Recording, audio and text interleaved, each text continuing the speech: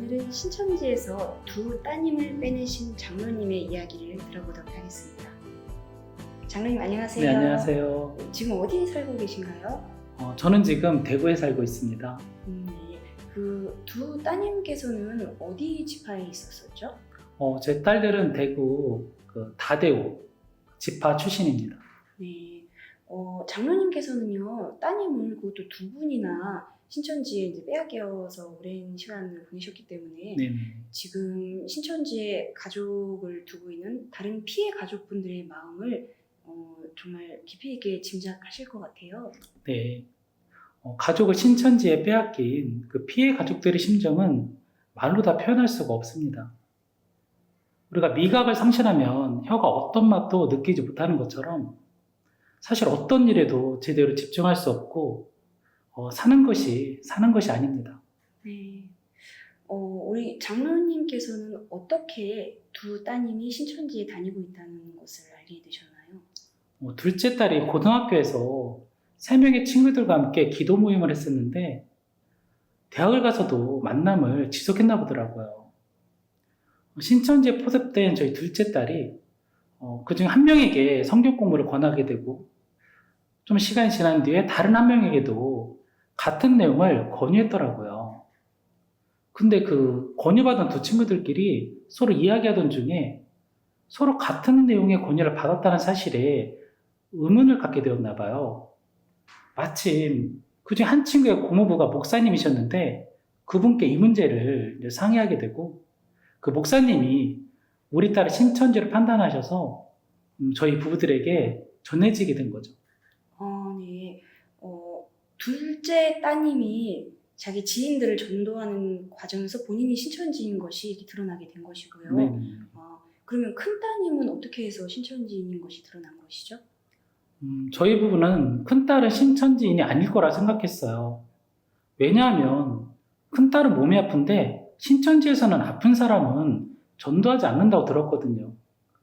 그러다 혹시나 싶어서 주일날 큰딸의 뒤를 밟아본다는 것이 그만 아이들에게 들키게 된 거죠. 네. 장로님께서 큰딸의 뒤를 이렇게 밟아보시다가 들통이 나셨어요. 네, 제가 서툴러서 들키고 말았습니다. 네. 그래서 어떻게 되었어요? 지금 생각해 좀 황당한데 우리 딸들이 경찰서에 가서 부모로부터 자신들의 신변을 보호해달라는 신변 보호 요청을 했어요. 근데 경찰이 신변 보호 요청하는 저희 딸들에게 평상시에 아버지가 술을 먹느냐, 평상시 아버지가 너희들의 폭력을 행사하느냐라는 질문을 했나 봐요. 근데 그런 일이 없으니까 경찰서에서 야, 그런 사실도 없는데 무슨 신변 보호 요청하냐 하면서 그 내용이 받아들여지지 않았다고 해요. 네. 따님들께서 경찰서에 신변 보호 요청을요. 네네네. 네. 근데 그게 받아들여지지 않았군요. 네네. 경찰에 신변 보호 요청을 했는데 안 받아들여지자 제 딸들이 글쎄 국민신문고에 이 사실을 올렸어요. 그런데 신문고에 올라온 내용은 사실관계를 조사해서 처리를 해야 하나 보더라고요. 그래서 경찰서에서 이 내용에 대해서 사실관계를 조사하기 위해 저희 부부에게 전화를 했어요. 그러자 저희 두 딸이 자신들의 진리를 찾기 위해서 신천지에 갔다며 그것은 사람들이 생각하는 것처럼 그렇게 나쁜 것이 아니라면서 스스로 신천지임을 정확히 밝혔어요. 네. 두 따님이 피치 못할 상황 속에서 스스로 신천지임을 그렇죠. 밝힌 것이군요. 네. 네.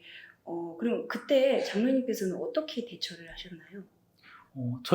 저희가 잘 모르는 신천지에 대해서 어떻게 대처해야 할지 몰라서 딸들이 신천지에 갔다는 것을 안 순간부터 다른 피해 가족들이나 또 관심 있는 여러 목사님들과 함께 대화를 나누고 있었어요. 만약 사전에 그런 대화나 배움의 기회가 없었다면 스스로 신천지임을 밝힌 딸들과 아마 심하게 다투었을 것이에요. 그러나 저희는 그 자리에서 차분하게 배운 대로 내가 너희가 말하는 신천지가 어떤 곳이 잘 모르니 지금은 뭐라고 할 수 있는 말이 딱히 없고 앞으로 좀 차차 알아보겠다라는 말로 가볍게 넘어갔어요. 네. 그런 장로님의 반응에 따님들은 안심을 했나요? 아니요. 그런 것 같진 않아요. 그 자리에서 큰 다툼과 갈등만 없었을 뿐이지 신천지에서 딸들에게 내린 행동 요령은 그렇게 안일한 것이 아니었던 것 같아요. 네. 신천지에서 따님들에게 어떻게 하라고 했던 건가요? 신천지에서 딸들에게 야, 너희 아버지는 장로이기 때문에 결코 신천지 신앙을 허용하지 않고 반드시 상담소로 너희들을 데려갈 거야 라고 했다고 해요. 그리고 신천지 섭외부가 우리 딸들을 옆에 끼고서 계속해서 상담소 대응 교육을 시키면서 관리를 했다고 합니다. 네, 그랬군요. 제가 듣기로 장로님께서 따님들이 이제 신천지에 다닌다는 것을 아신 뒤로 상담을 받게 되기까지 2년 정도 시간이 네. 걸렸다고 하는데요. 그 2년을 어떻게 지내셨나요? 딸들이 신천지인 것을 알고 상담을 통해서 빼낸 그 2년이라는 시간은 사실 너무나 길고 힘든 시간이었어요.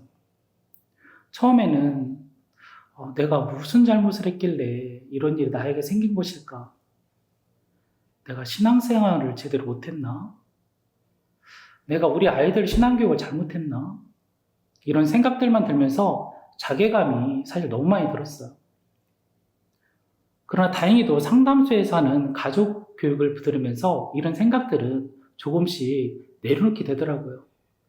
물론 이 일을 통해 나의 삶을 하나님 앞에 돌아보는 계기로 삼아야 하는 것은 당연하지만 상담을 하기까지 떨쳐버리지 못한 채 끊임없이 저를 괴롭히는 생각이 있었는데 혹시 그게 무엇인지 아시겠어요? 글쎄요. 바로 절망감이었어요. 과연 우리 아이들이 신천지를 나오는 것이 가능할까?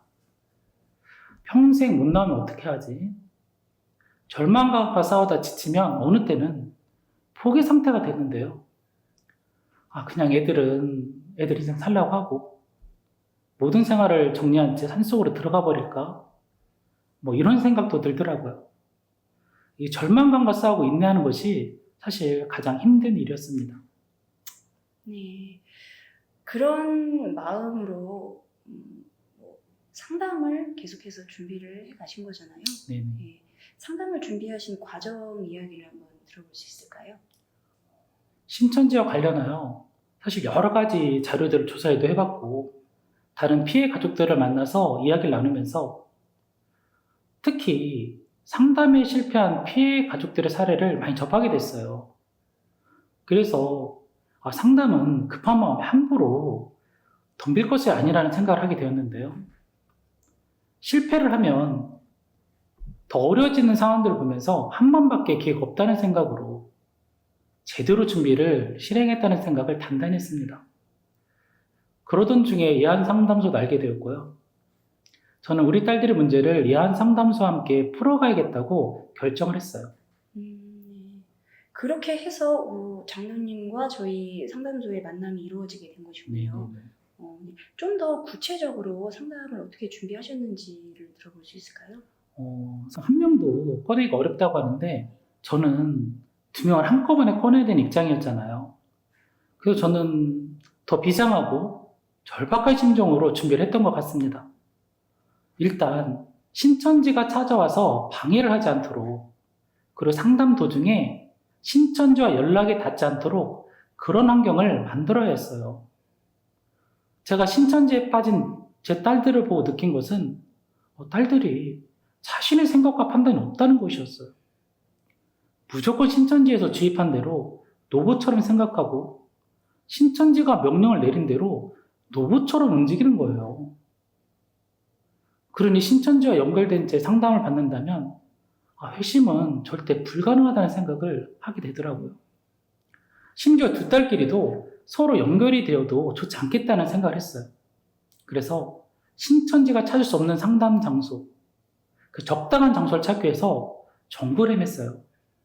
그리고 그 장소를 정하고 아이들을 그곳으로 데려가서 신천지와 격리를 시켜버렸죠.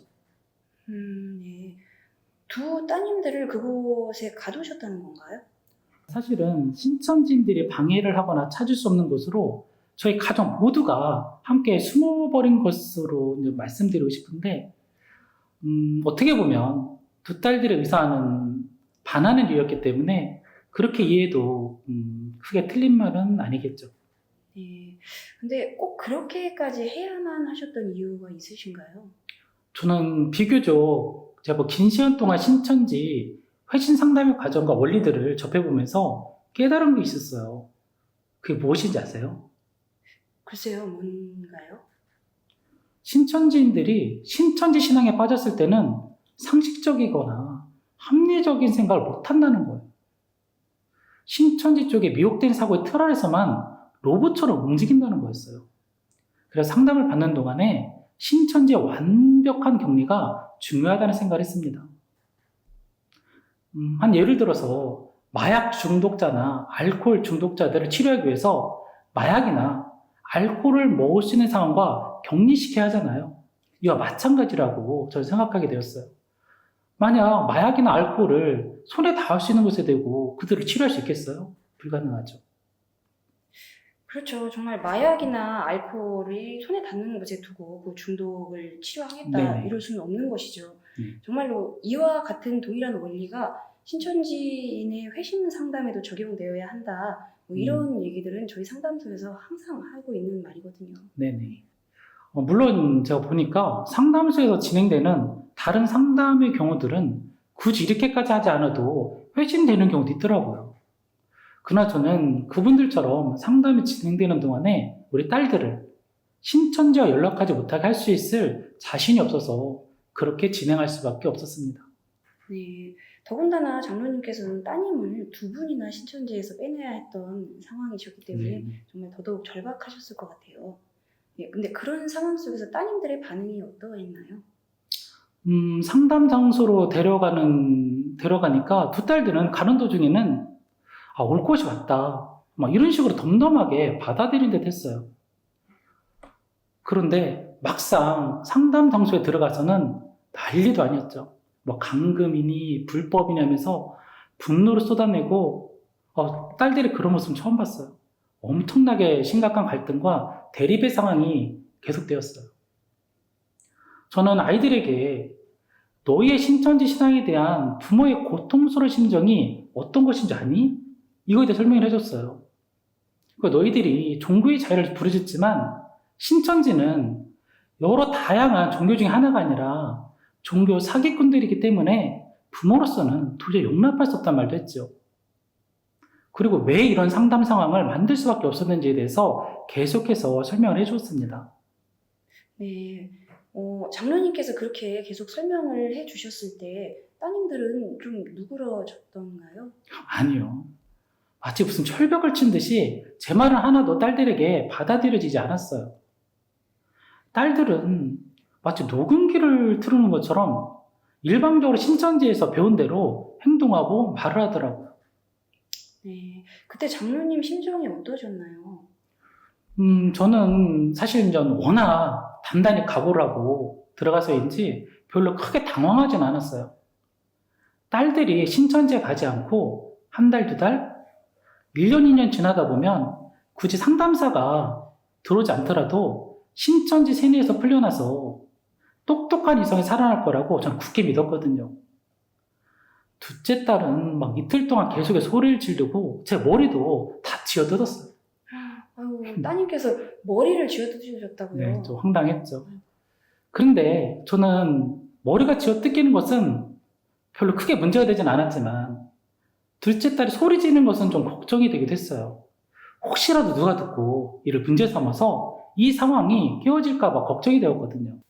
근데 그런 상황에서 어떻게 따님들이 상담을 받게 되신 거죠?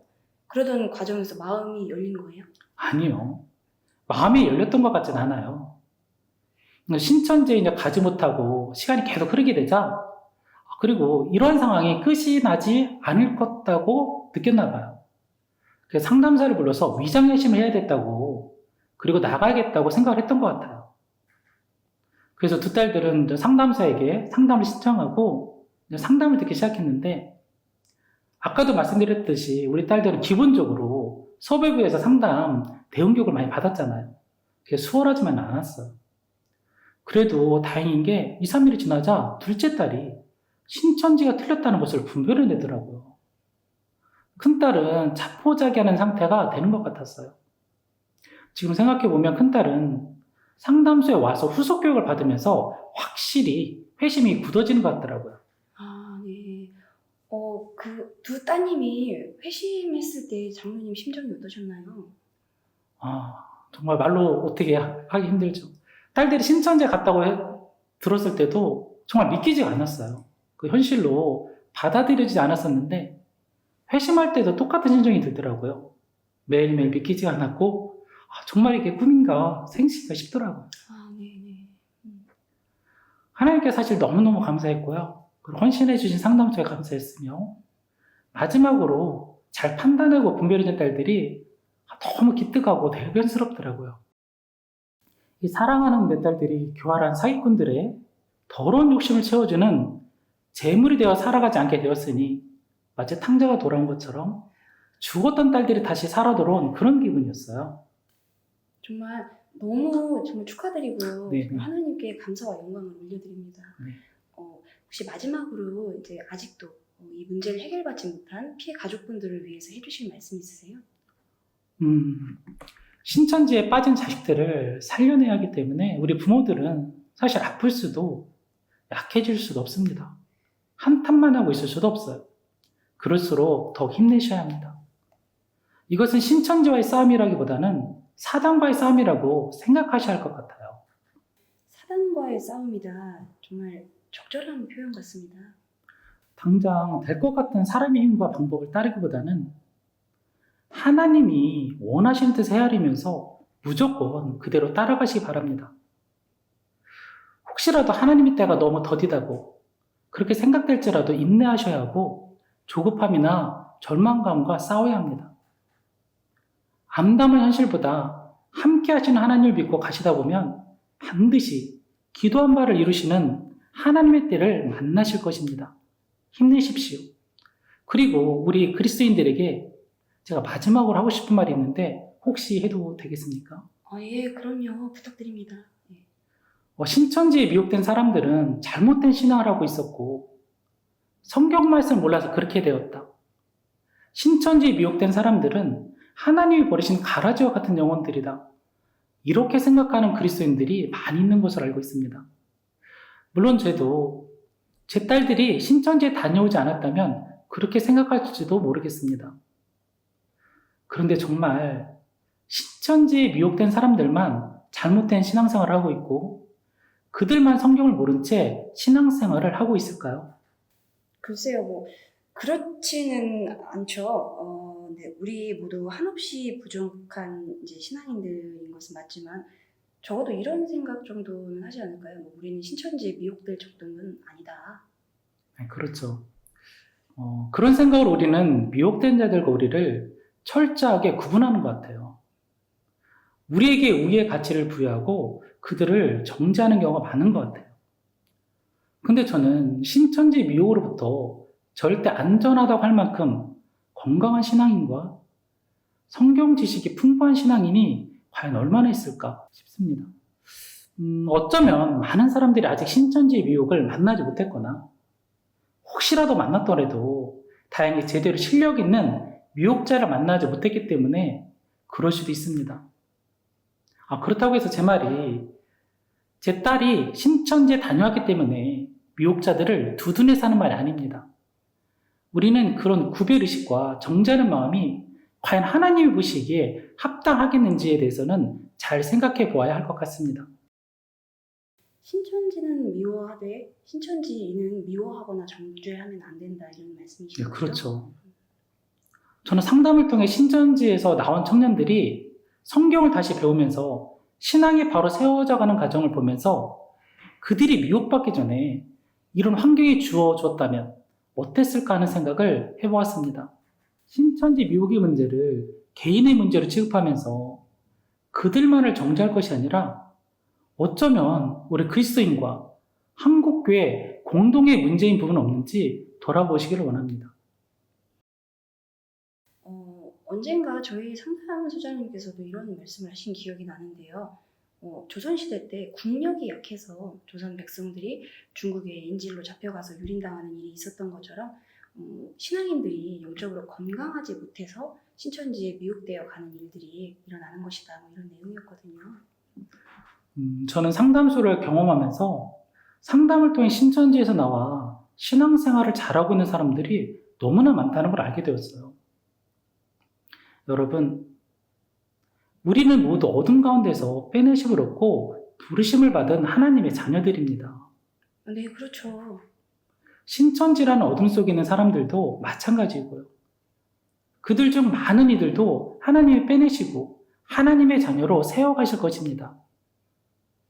우린 신천지 역시 우리의 사역자로 받아들이고 그 어둠에 있는 영혼들을 구원하기 위해 노력할 수 있었으면 좋겠어요.